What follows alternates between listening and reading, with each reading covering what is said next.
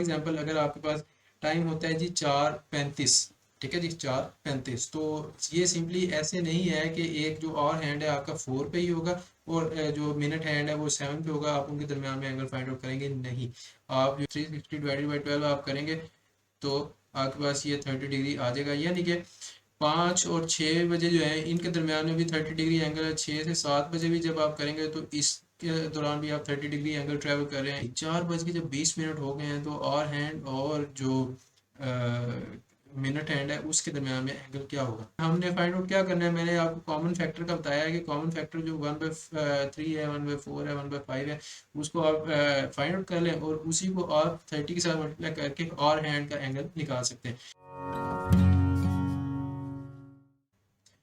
अस्सलाम वालेकुम, welcome to agenda CSS. मैं हूं सकलैन जमल और आज हम बात करेंगे क्लॉक प्रॉब्लम्स के बारे में। क्लॉक जो आपके घर में लगा होता है उसके कौन कौन से मसाइल पेश आते हैं आपको, या फिर उसकी जो सुइयां हैं उनके दरमियान में आप एंगल किस तरह से फाइंड आउट करते हैं, कितना एंगल वो ट्रेवर्स करते हैं।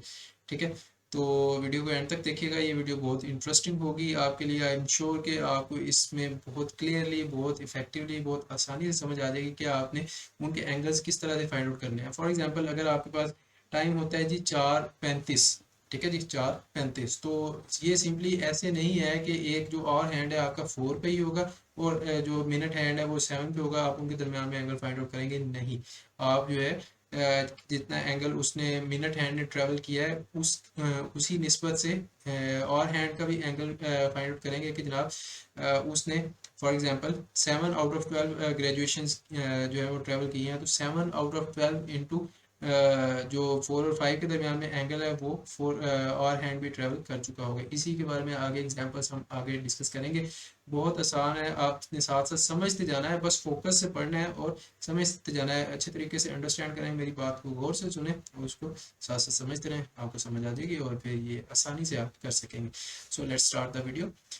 टोटल ग्रेजुएशंस कितनी होती हैं जी? टोटल मार्किंग्स जो है एक घड़ी के ऊपर वो 12 होती हैं बेसिकली। जो आवर्स की हैं और जो मिनट्स की हैं वो 60 होती हैं टोटल। तो 12 ग्रेजुएशंस के अंदर जो है टोटल एंगल हमारे पास 360 होता है, क्योंकि ये पूरे सर्कल में है, सर्कल में एंगल 360 होता है। एंगल बिटवीन टू एडजेसेंट और पॉइंट्स जो है वो कितना आएगा 30 डिग्री, क्योंकि टोटल ग्रेजुएशन आपके पास 12 है और टोटल एंगल जो कि सर्कल में है वो 360 है, तो 360 डिवाइडेड बाई 12 आप करेंगे तो आपके पास ये 30 डिग्री आ जाएगा। यानी कि 5 और 6 बजे जो है इनके दरमियान में भी 30 डिग्री एंगल है। 6 से 7 बजे भी जब आप करेंगे तो इसके दौरान भी आप 30 डिग्री एंगल ट्रेवल कर रहे हैं। इधर से इधर भी आप 30 डिग्री ट्रेवल कर रहे हैं और इधर से इधर भी आप 30 डिग्री ही ट्रेवल कर रहे हैं। तो अगर आपसे कोई पूछे कि 5 बजे से 9 बजे तक एक जो और हैंड है वो कितने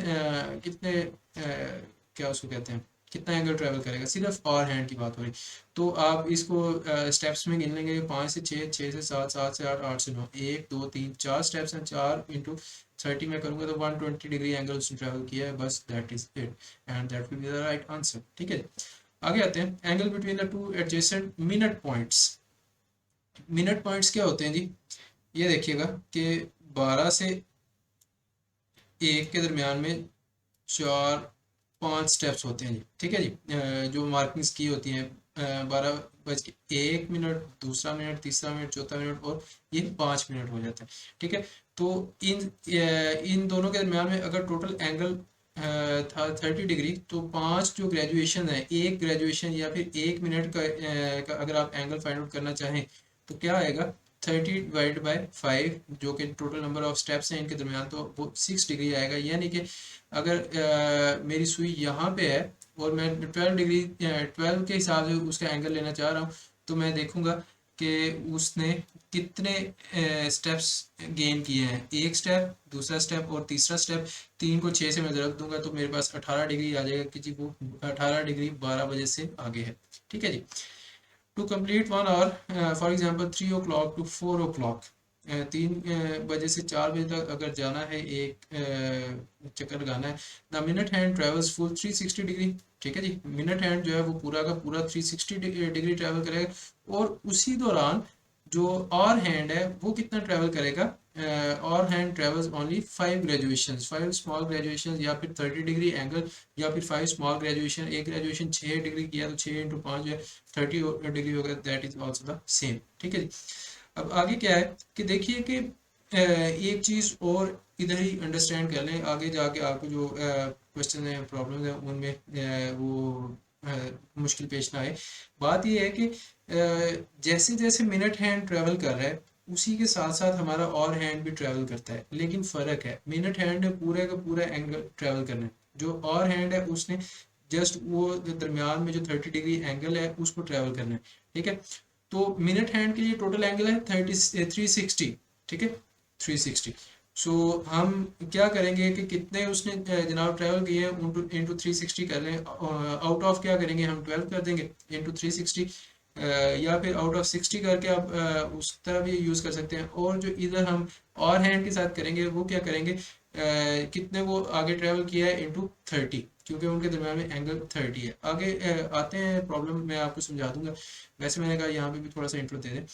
और hand turns one graduation after 12 minutes. ठीक है जी, देखिए कि 3 बजे से अगर 4 बजे तक उसने जाना है तो वो इक्वल स्टेप्स में जाएगा, सेम रेट पे जाएगा। तो 3 से ये आगे वाला जो स्टेप है यहाँ पे कब आएगा, जब यहाँ पे 12 मिनट गुजर चुके होंगे। आप कभी अपनी घड़ी लेके नोट कीजिएगा, बड़ा सारा क्लॉक ले लें या छोटी घड़ी ले लें, तो 1 घंटा पूरा गुजर गया है तो उस वक्त उसकी सुई डायरेक्टली और हैंड पे होगी। लेकिन जब 12 मिनट गुजरते हैं एग्जैक्टली उस टाइम पे वो अगले एक जो पॉइंट है उसके ऊपर आके ठहर जाती है। सो 12 मिनट के बाद एक वो ग्रेजुएशन टर्न करती है और हैंड की सुई। ठीक है जी, 60 जो है उसको 5 से आप डिवाइड करें तो 12 मिनट ही बनते हैं।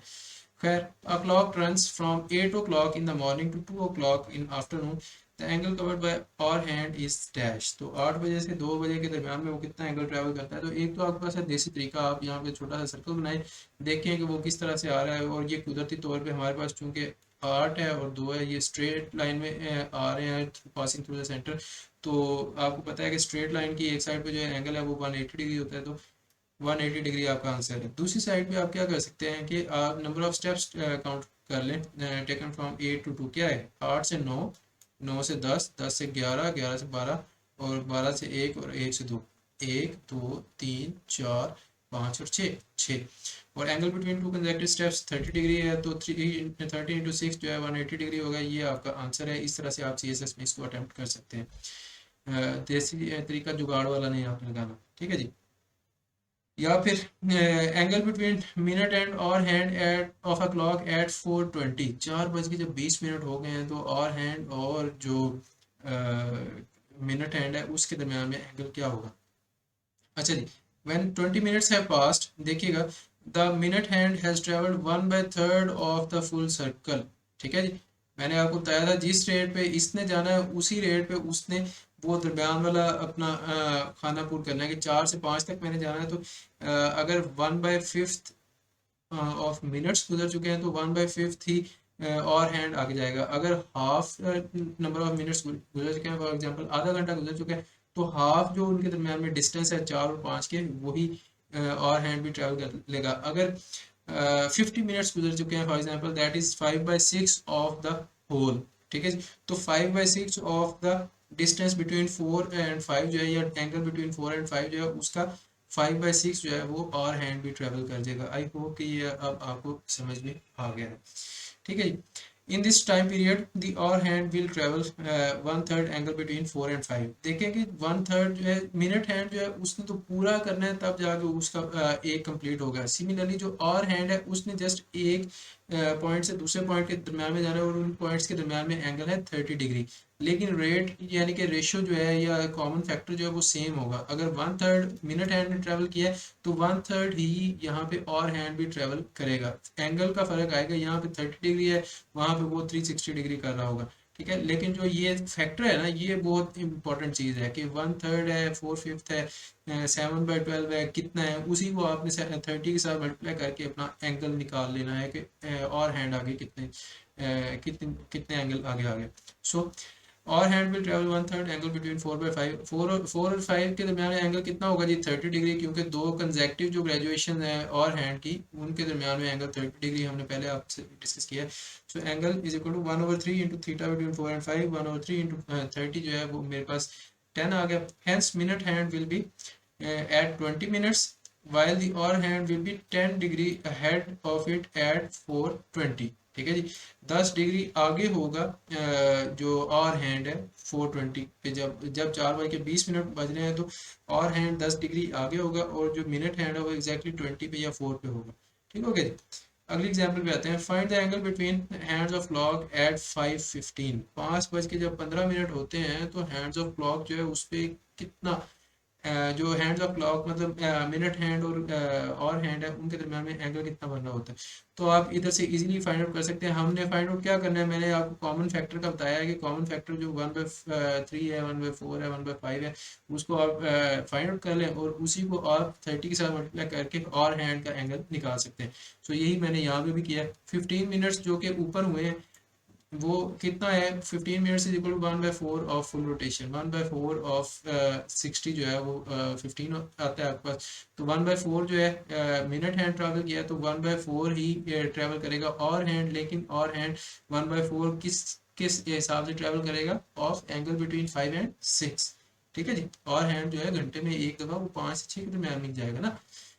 तो और hand will cover 1/4 angle between 5 and 6। 1/4 into angle between 5 and 6 क्या होगा, 30। और इसको आप सॉल्व करते हैं, 4 7 28, ये ऊपर 2 और 0 आ गया, पॉइंट लगाया आपने, 4 5 20 तो 7.5 डिग्रीज आ गया। और एंगल बिटवीन हैंड्स अब आप मेजर करेंगे कि जब 5:15 हो रहे होते हैं तो देखिए कि जो और हैंड है वो 5 से थोड़ा सा आगे है और जो मिनट हैंड है वो यहाँ पे हॉरिजॉन्टली 15 पे होता है। ठीक है जी। ये यहाँ पे फर्ज कर लें 5 से थोड़ा सा आगे है और यहाँ पे 15 पे।